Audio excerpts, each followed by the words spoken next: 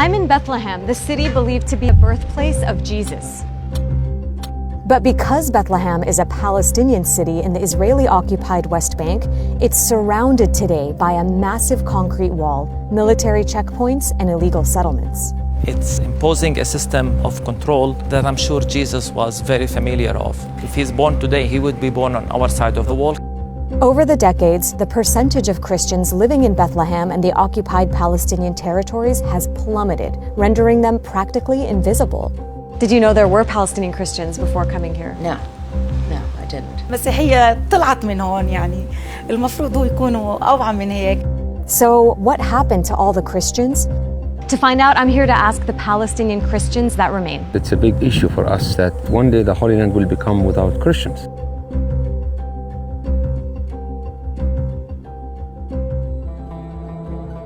This is the Church of the Nativity in Bethlehem, one of the holiest sites in Christianity. This spot right here is believed to be exactly where Jesus was born. But down the street at a different church, I'm attending a Sunday service led by Palestinian pastor Munther Ishaq. He says every year there are fewer Palestinian Christians in his congregation. In our church, there's a lot of old people whose children live outside, and it makes me worry a lot about 20, 30 years from now. Will there be Christians in Palestine? That's really our biggest nightmare. Around the year 1900, Christians made up about 11% of the population of what was historically called Palestine. That's now down to less than 2% in all of Israel and the occupied territories. The decline is much more pronounced here in Bethlehem. 70 years ago, the area was 80% Christian.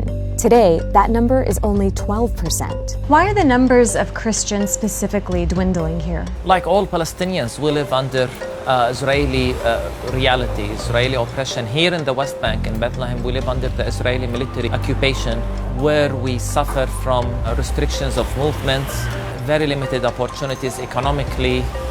Overall, the quality of life here is very difficult. This used to be the main road in Bethlehem. And then the wall cut really in the middle of the road. And what used to be one of the liveliest streets or roads in Bethlehem is now this dead area as a result. To us, Jesus was one of our own.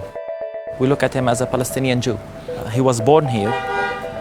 And I think even if he's born today, he would be born on our side of the wall, because Jesus was born under the occupation, under the Roman Empire. Israel began building the wall here in Bethlehem in 2002 in what it says was an attempt to stop Palestinian attackers from entering its territory. But rather than building the wall on the boundary between Israel and the West Bank, it was built deep inside the occupied Palestinian territories. That left massive areas of Palestinian land inaccessible to their owners on one side of the wall, while keeping Palestinians confined on the other side. While walking through Bethlehem, I spoke with Samir Lolas, who crafts and sells souvenirs made from olive wood. The wall is just a few feet away from the front door of his shop. لك صراحة يعني الجدار هذا مشكلة على بيت لحم كبيرة. أنا كان المحل يسوى مصاري، كان شغل كويس. كيف بدي أقول لك؟ كيف اللي حاطين على كلب الواحد صخرة مش قادر، يعني هذا على قلوبنا صخرة. هذا مفروض يمكن يعني مش مفروض. The wall cuts off access to most of Bethlehem's farmland, and in the north, it completely blocks off the route to Jerusalem, another city Christians consider holy, which is just over 5 miles away. It makes us wonder whether if Jesus was here today and wants to go to Jerusalem, would he need a permit to go to Jerusalem? Because you do. Everybody here does, right? Everybody here does. Israel has imposed this permit system on Palestinians living in the West Bank and Gaza since 1993. To leave those territories, even if it's to worship at Jerusalem's holy sites, Palestinians have to apply for Israeli permits that are often rejected. In 2022, many local Christians were banned from attending Easter celebrations at the Church of the Holy Sepulchre, where Jesus is believed to have been buried. It was very upsetting to see, as a Christian, that I and others like me can't go to one of our important ceremonies in Easter, the most important ceremony. This is, of course, part of a much larger violation of Palestinian Christians' right to religion. Because like other Palestinians, Christians have faced violence and attacks from the Israeli state and settlers alike. One shocking recent example of an attack on Christians at the hands of Israel was this. In May 2022, Israeli forces attacked the funeral procession of Palestinian Christian and renowned Al Jazeera journalist Shireen Abu Akleh. She was shot in the head by an Israeli soldier while reporting in a helmet and flak jacket clearly marked as press. It was extremely upsetting. Even just her funeral, it was under attack. It was probably one of the biggest events that I've seen in my lifetime, where you see both the Palestinian struggle and Christian symbolisms sort of in one place. There were both Muslims and Christians praying together.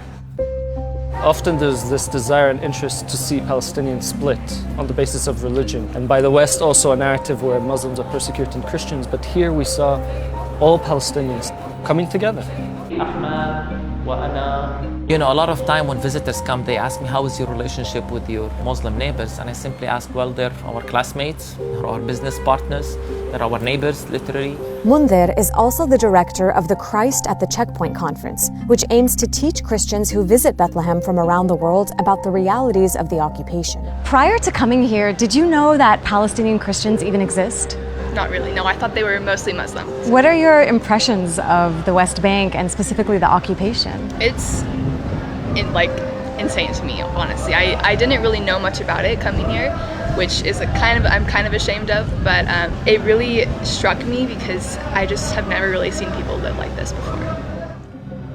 Jesus is believed to have been born just down the road. How do you think he would feel today seeing the checkpoints and the wall and the occupation? I think he would barge in and give one of his parables, perhaps. He would make some pretty pressing demands on the people.